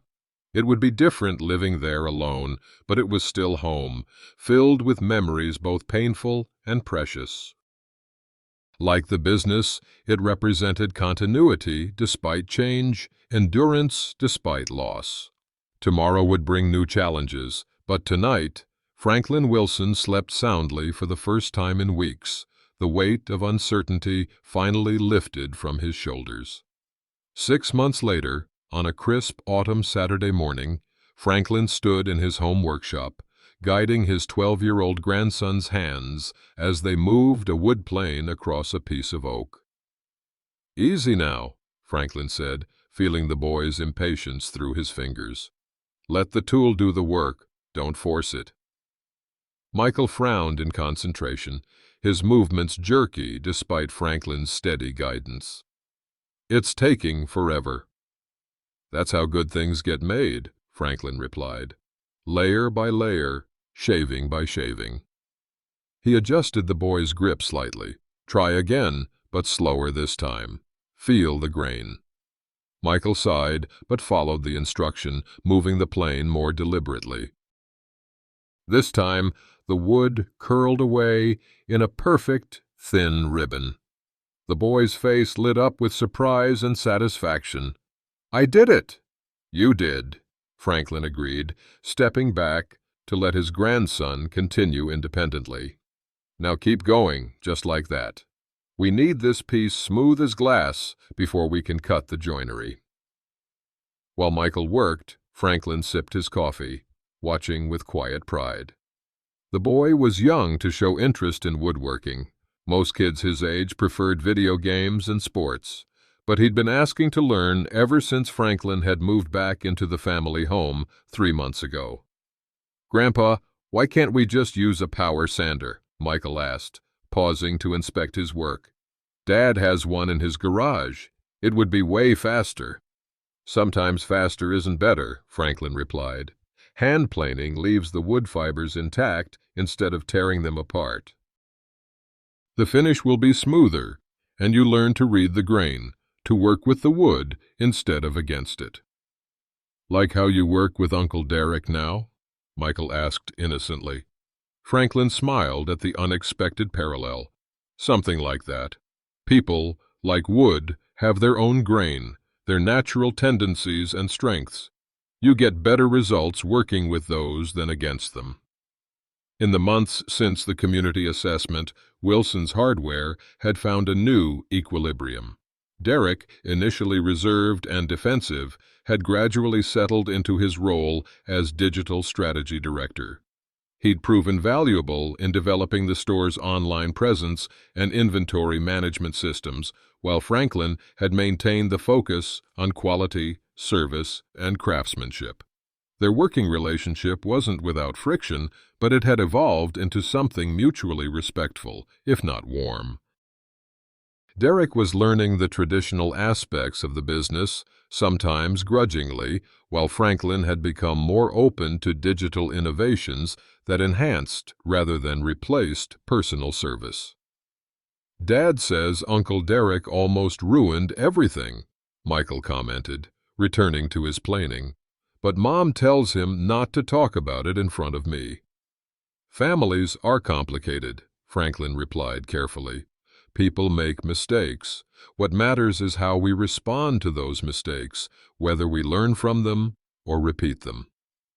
"Is that why you let Uncle Derek stay at the store even though he did bad stuff?" Out of the mouths of babes, Franklin thought. Partly. And partly because the business needs what he knows, just like it needs what I know. Different generations bring different gifts. Michael seemed to consider this as he continued working.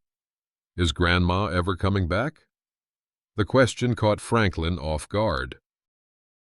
He hadn't discussed Mara's departure with his grandson, trusting his daughter to explain things in an age-appropriate way. "No, Michael. Grandma has made a new life in Chicago. That happens sometimes, when people grow in different directions." "Do you miss her?" Franklin set his coffee mug down carefully. "I miss the person she was when we were younger. But people change over time. Sometimes they become someone we don't really know anymore." Michael nodded with surprising understanding. "Like when my friend Jake started hanging out with the mean kids. He changed, and now we're not friends like before." "Something like that," Franklin agreed, touched by the boy's simple wisdom. They worked together for another hour, preparing the pieces for the jewelry box they were building.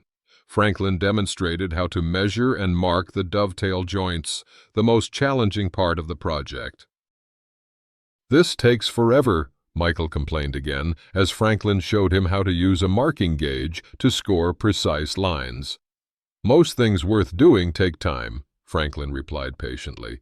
"Cutting corners just means you have to do it over again later, or worse, live with knowing it's not right. Like when I rushed my science project and got a C-." "Exactly like that," Franklin smiled. "The difference between good work and excellent work often isn't visible to others, but you always know. That's what integrity means, doing your best work even when no one's looking over your shoulder." As they began cutting the first dovetail joint, Franklin guided Michael's hands on the saw, showing him how to follow the marked line with precision.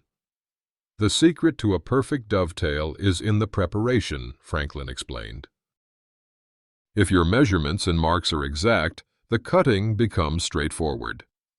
"Like how you prepared all those documents to show what Uncle Derek did wrong?" Michael asked, again displaying that uncanny ability to connect woodworking lessons to real-life situations. Franklin chuckled. "You've been listening to adult conversations, I see." "Dad talks about it a lot. He says you beat Uncle Derek at his own game." "It wasn't about winning or losing," Franklin corrected gently. "It was about truth and doing what's right for the business and the community." They continued working until lunchtime, making steady progress on the jewelry box. As they cleaned up for a break, Michael examined the dovetail joint they'd completed. "It looks pretty good," the boy said, running his finger along the interlocking pieces of wood. "It is good," Franklin confirmed, "especially for your first try. You know why dovetails have been used for hundreds of years?" Michael shook his head. "Because they get stronger over time, not weaker. The joint locks the pieces together so they can't pull apart. Each piece supports the other." Franklin traced the joint with his finger. "It's one of the strongest ways to connect wood without using metal fasteners or glue." "Is that why we're making Mom's jewelry box this way?" "Yes. We want it to last for generations, maybe even become an heirloom someday." After lunch, they returned to the workshop to continue. The autumn sunlight slanted through the windows, casting a warm glow over the workbench and tools. Franklin watched as his grandson attempted to cut a joint independently, offering guidance only when needed. The boy had his mother's patience and his grandfather's eye for detail. With practice, he could become a fine craftsman someday if he maintained his interest in a world increasingly dominated by digital distractions and instant gratification. "Grandpa, what are you going to put in the box you made?" "The one in your office?" Michael asked as they worked. Franklin thought about the wooden box he'd crafted during those difficult weeks, now sitting on his office shelf. "Some memories. Things I want to keep, but don't need to look at every day." "Like pictures of Grandma?" "Some pictures, and some documents, things that remind me of lessons learned." Michael nodded, seemingly satisfied with this explanation. "Is that why you're teaching me to make this box, so I'll remember the lessons?" Franklin smiled at his grandson's perceptiveness. "Partly, but mostly because crafting something with your hands connects you to all the craftsmen who came before you. It's a kind of conversation across time." As the afternoon progressed, Franklin found himself sharing stories about his father and grandfather, about the early days of the hardware store, about lessons learned through decades of business and life. Michael listened with surprising attention, asking questions that revealed genuine interest rather than mere politeness. By the time they finished for the day, the jewelry box was taking shape, the sides cut and joined, ready for the lid and internal compartments they would tackle next weekend. "Will it be done in time for Mom's birthday?" Michael asked as they put away the tools. "With time to spare," Franklin assured him. "Quality work doesn't have to be slow work. It just can't be rushed work." Michael nodded, absorbing this distinction. "What are we going to put on the lid? Mom likes flowers." "I thought we might inlay a rose in contrasting woods," Franklin suggested. "Cherry against the oak would look beautiful." "Can we do that? It sounds hard." "We can do it together," Franklin promised. "That's how skills get passed down, one lesson at a time, one project at a time." As they closed up the workshop, Michael paused at the door. "Grandpa, do you think I could work at the hardware store someday, when I'm older?" The question touched Franklin deeply. "If that's what you want, there will always be a place for you, but only if it's truly your choice. The best work comes from passion, not obligation." "I like making things," Michael said simply. "And I like how people come to the store when they need help fixing stuff. It seems important." "It is important," Franklin agreed, resting his hand on the boy's shoulder as they walked back toward the house. "Helping people build and repair the things that matter to them. That's always important work." The autumn day was fading toward evening, golden light giving way to lengthening shadows. Franklin looked at his grandson walking beside him and felt a profound sense of continuity despite all the changes and challenges of recent months. Some things were lost: his marriage, certain illusions, the simpler path he had once envisioned for his later years. But other things remained and even flourished. The business his family had built, his connections to the community, and most precious of all, this bridge to the future walking beside him, already asking questions about next weekend's woodworking session. Franklin smiled, feeling a sense of peace settle over him like the evening settling over the town. The work continued in all its forms, and in that continuity lay a quiet kind of victory more meaningful than any public vindication. "Grandpa," Michael said, as they reached the back porch, "what will happen to the jewelry box after we give it to Mom? Will she use it forever?"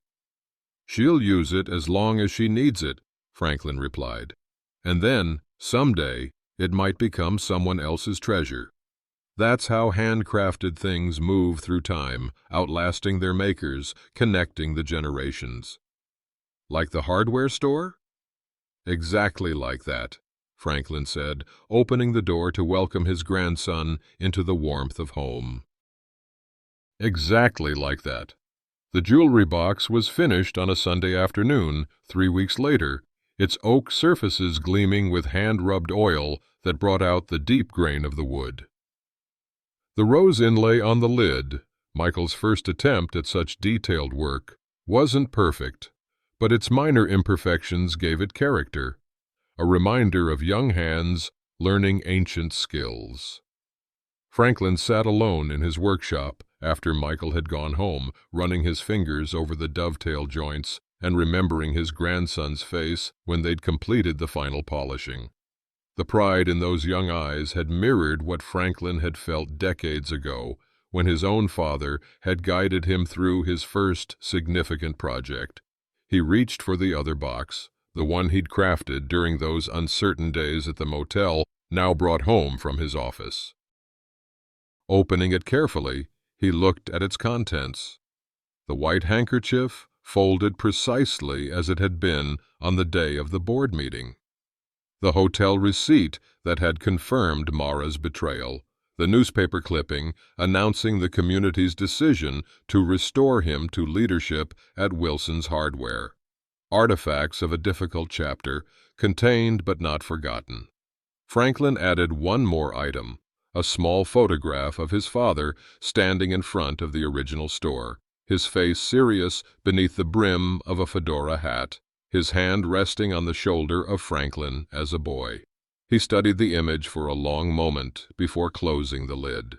Through his workshop window, Franklin could see the late afternoon sun gilding the maple tree in his backyard, its leaves turning to flame at the edges as autumn deepened.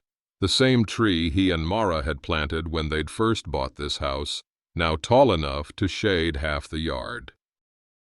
Time moved forward, changing everything it touched, yet some things remained, rooted, growing, enduring through seasons of bounty and seasons of loss.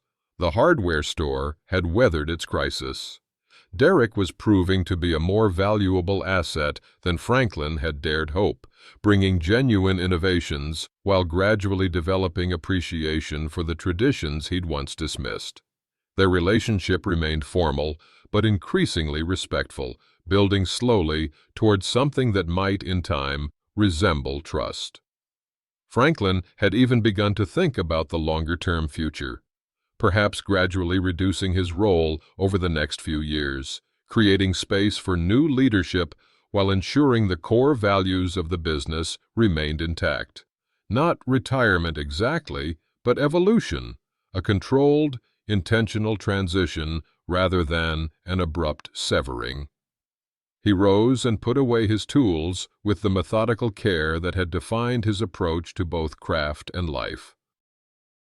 Each implement returned to its proper place, the workbench wiped clean, the floor swept of shavings. Good habits, his father had taught him, were the foundation of good work.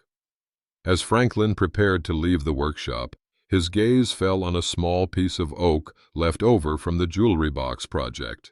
He picked it up, feeling its heft and potential in his palm, perhaps the beginning of another project, another opportunity to pass skills to his grandson. That, he realized, was what truly mattered now. not the vindication he'd achieved, or the business he'd reclaimed, but the wisdom he could transmit while there was still time. The quiet legacy of values demonstrated rather than merely spoken: integrity, patience, craftsmanship, resilience. The workshop door closed with a familiar creak as Franklin stepped into the gathering dusk. Crickets had begun their evening chorus, and the first stars appeared in the deepening blue above. From somewhere down the street came the sound of a screen door slapping shut, a dog barking in greeting, the ordinary sounds of small-town life continuing its measured rhythm. Franklin stood for a moment on the path between workshop and house, feeling a profound gratitude settle in his chest. Not the uncomplicated happiness of youth or the satisfied pride of middle age, but something deeper and more textured, an appreciation for both joy and sorrow, for gains and losses, for the full spectrum of a life fully lived.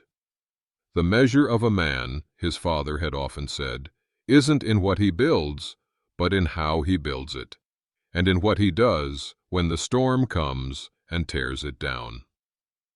Franklin Wilson had weathered his storm. The rebuilding wasn't complete, perhaps never would be, but the foundation remained sound. The work continued day by day, choice by choice.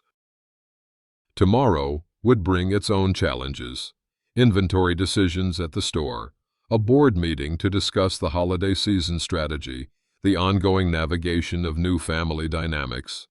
But tonight, Franklin carried the completed jewelry box into the house, setting it carefully on the dining room table where the morning light would catch the inlaid rose just so. His daughter would appreciate not just the gift, but the knowledge that her son had helped create it, had learned the patience and precision that transformed raw lumber into an heirloom. Another link in the chain of generations, another set of hands learning to build something made to last. And in that simple continuity lay the deepest victory of all.